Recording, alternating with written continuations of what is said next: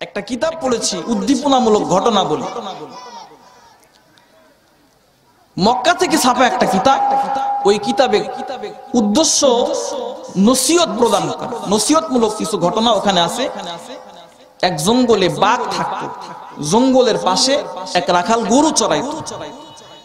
গরু চড়াইতে চড়াইতে প্রত্যেকদিন গরু চড়াই, একদিন হঠাৎ করে গরুটা জঙ্গলের মধ্যে রশি ছেড়ে দৌড় দিয়েছে, বাঘের সামনে পড়েছে।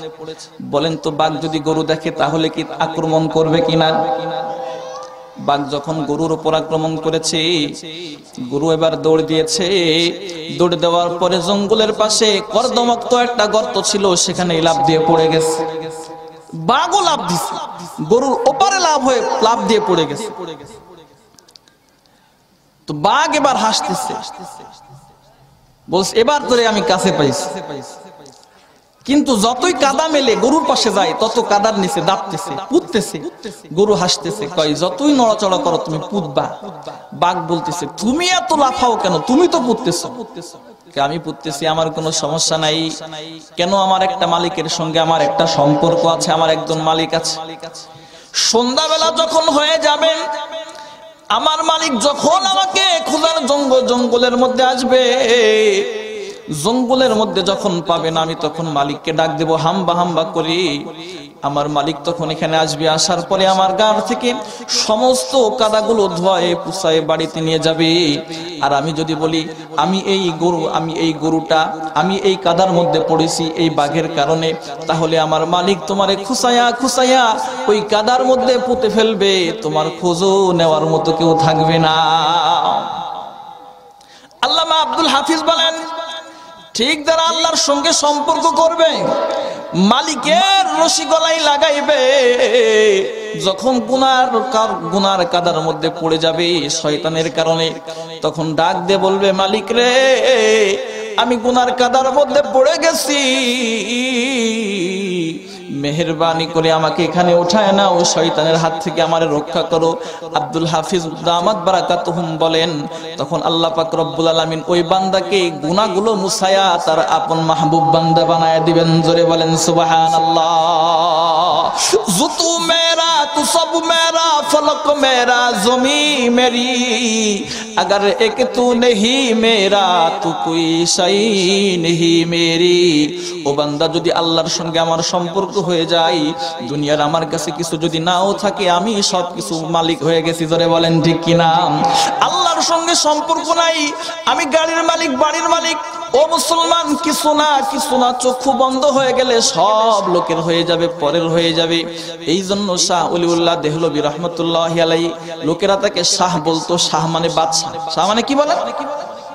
শাহ শব্দের অর্থ হলো বাদশা। ওনাকে শাহ ওলিউল্লাহ বলতো।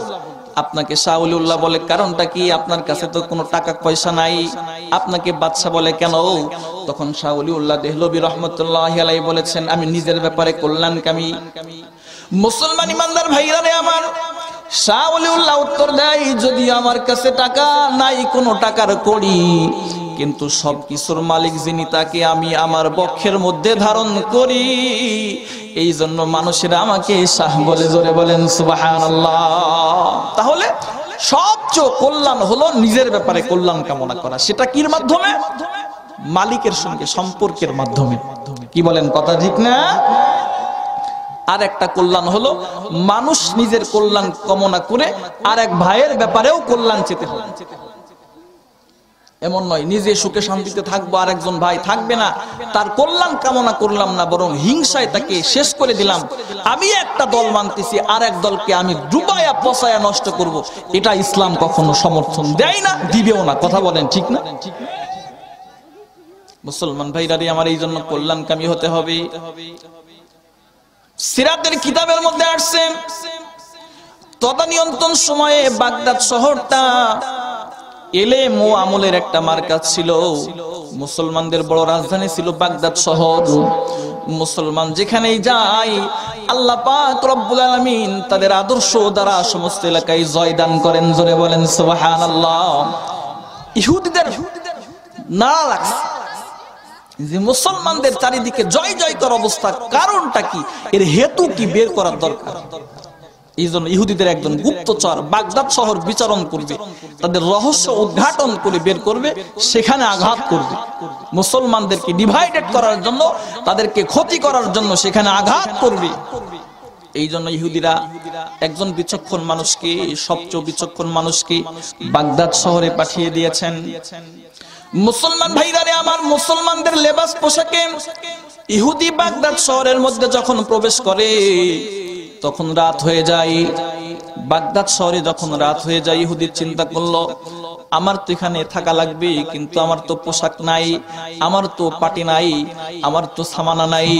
এই জন্য তিনি চিন্তা করলেন বাগদাদ শহর থেকে কোন মুসলমানের দোকান থেকে এগুলো খরিদ করে নিয়ে আসি। মুসলমান সিরাতের কিতাবের মধ্যে লেখেন আল্লাহু আকবার, লোকটা এবার ইহুদি গুপ্তচর এবার কোন এক মুসলমানের দোকানের মধ্যে প্রবেশ করেছে। মুসলমান ভাইরা রে আমার, গুপ্তচর মুসলমানকে বলতেছে ভাই আমি অনেক দূর থেকে পায়দলে হেঁটে এসেছি মুসলমান, কিন্তু মূলত সে মুসলমান না, বরং ইহুদিদের গুপ্তচর। কয় কি সমস্যা? কয় আমার কিছু সামানা প্রয়োজন। কয় কি সামানা প্রয়োজন? আমার কিছু পাটি লাগবে, আমার কিছু বালিশ লাগবে, আমার কিছু সামানা লাগবে, শুকনা খাবার লাগবে, খেজুর লাগবে। মুসলমান তার চেহারার দিকে তাকিয়ে বলতেছেন সব লাগবে, ঠিক আছে আমার দোকানের মধ্যে আছে, কিন্তু আমি তোমার কাছে এখন কিছুই বিক্রয় করতে পারবো না। কয় কেন বিক্রয় করতে পারবেন না? আমার পাশে একটা দোকান আছে, একজন মুসলমানের দোকান, তুমি সেখানে যাও, আমার কাছে আমার কথা বলো, সেখানে সবগুলো পেয়ে যাবে, এই মূল্যেই পেয়ে যাবে, তুমি সেখান থেকেই ক্রয় করে নিয়ে যাও। ইহুদি গুপ্তচর সেখানেই চলে গেল। মুসলমান ইমানদার আল্লাহর গোলাম খুব ভালো করে বোঝেন, ইহুদিদের গুপ্তচর সেখান থেকে ক্রয় করার পরে কিছুক্ষণ পরে চিন্তা করলো তার দোকানে তো ছিল, আমাকে দিলেই দিতে পারতো, তা লাভ হইতো। জোরে বলেন ঠিক কিনা? লাভ তো পাগলও বোঝে, কিন্তু সে লাভটা ছাড়লো কেন? ব্যাপারটা আমার একটু জানার দরকার আছে। এই জন্য ইহুদিদের গুপ্তচর লোকটাকে বলতেছেন ভাই মুসলমান, আপনার দোকানে সব কিছু আছে, সবকিছু থাকা সত্ত্বেও আপনি কেন আপনার ভাইয়ের দোকানের মধ্যে পাঠায় দিলেন? আমি একটু জানতে চাই। মুসলমান এবার চোখের পানি ফেলে কাঁদে আর বলে ও মুসলমান, কিন্তু প্রকৃত সে মুসলমান না। সে বলতেছে আমি সকাল থেকে সন্ধ্যা পর্যন্ত আমি বিক্রয় করেছি, অনেকগুলো লাভবান আমি হয়েছি, অনেক কাস্টমার আমার কাছে আসছে, এখন আমার কাছে অনেক লাভ হয়ে গেছে, কিন্তু আমি খেয়াল করে দেখেছি আমার ওই ভাইয়ের দোকানের মধ্যে তেমন কাস্টমার যায় নাই, এই জন্য ঠিক মতো লাভবান হইতে পারে নাই। আমি মুসলমান, মুসলমানের কল্যাণকামী হয়ে আমার একটা কাস্টমার আমার ভাইয়ের দোকানের মধ্যে পাঠিয়ে দিয়েছি। জোরে বলেন সুবহানাল্লাহ। ইহুদিদের গুপ্তচর চিন্তা করলো মুসলমানদের কি সুন্দর আদর্শ, একটু জানি এটা কোত্থেকে শিখছে। ইহুদিদের গুপ্তচর বলতেছে ভাই তোমরা এটা কার থেকে শিখছো? আমাদের নবী বলেছেন খায়রুন নাসি মান ইয়ানফাউন নাস। আল্লাহর নবী সাল্লাল্লাহু আলাইহি ওয়াসাল্লাম বলেন তোমাদের মধ্যে সবচেয়ে উত্তম ওই ব্যক্তি যে নিজের যে অন্যের কল্যাণকামী হয়। জোরে বলেন কার কল্যাণকামী হয়? মানুষের কল্যাণকামী হয়। এই জন্য আমি আমার ভাইয়ের কল্যাণকামী হয়েছি, আমার ভাইয়ের দোকানে একটা কাস্টমার পাঠিয়ে দিয়েছি। জোরে বলেন সুবহানাল্লাহ। মুসলমান ইমানদার ভাইরা রে আমার, ইহুদিদের গুপ্তচর বলতেছে আমার আর কোনো তদারকি করার দরকার নাই, গোয়েন্দাগিরি করার দরকার নাই, যতদিন পর্যন্ত মুসলমান মুসলমান এরকম একজন আর একজনের কল্যাণকামী হবে কিয়ামত পর্যন্ত এদের বিজয় কেউ ছিনায় নিতে পারবে না। জোরে বলেন সুবহানাল্লাহ। কিন্তু আজকে আমরা মুসলমান, মুসলমানের বিপক্ষে স্লোগান দিয়ে সমাজের মধ্যে ডিভাইডেড হয়ে যাচ্ছি। কথা বলেন ঠিক কিনা? কল্যাণকামী না আমাদের ভিতরে নাই। ইহুদিদের গুপ্তচর বলতেছে আর পর্যবেক্ষণ করার কোনো দরকার নাই। এ মুসলমান, যেই ধর্মের আদর্শ এত সুন্দর, মুসলমান মুসলমানের কল্যাণকামী হয়, আমারেও তাড়াতাড়ি কালিমা পড়ে মুসলমান বানায় দেন। জোরে বলেন না সুবহানাল্লাহ। আর দেখার দরকার নেই।